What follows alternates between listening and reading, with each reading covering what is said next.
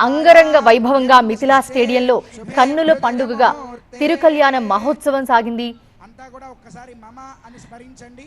దీంట్లో భాగంగానే భద్రాద్రిలో అనేక అభివృద్ధి పనులకు కూడా సీఎం రేవంత్ రెడ్డి శ్రీరామనవమి సందర్భంగా భద్రాచలంలో పర్యటిస్తూ అనేక అభివృద్ధి పనులకు శ్రీకారం చుట్టారు. రామాలయ అభివృద్ధికి సీఎం రేవంత్ రెడ్డి ప్రస్తుతం 351 కోట్లతో మొదటి విడత పనులకు శంకుస్థాపన కూడా చేశారు. ఇప్పటికే రామాలయ అభివృద్ధికి 586 కోట్లతో బృహత్తర ప్రణాళిక రూపొందించింది ప్రభుత్వం. ఇక దీంట్లో భాగంగానే మొదటి దశ పనులను కూడా 351 కోట్లతో చేపట్టేందుకు పరిపాలనాపరమైన అనుమతులు కూడా మంజూరు చేస్తుంది. ఈ పనులను 2027 నాటికి పూర్తి చేయాలని నిర్ణయించారు. వీటన్నింటిలో భాగంగా మౌలిక వసతులు, పుష్కర ఘాట్లు, ఆలయ ప్రాకారాల విస్తరణ, ఆలయ ప్రాంగణం, సమీప పరిసరాల అభివృద్ధి పనులు చేపడతారు.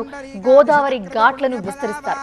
రెండో విడతలో భాగంగా 108 కోట్లతో రామాలయ పరిసరాల్లో ఆ ప్రాంతంలో ఉన్న వివిధ రకాల అభివృద్ధి పనులు కూడా చేపడతారు.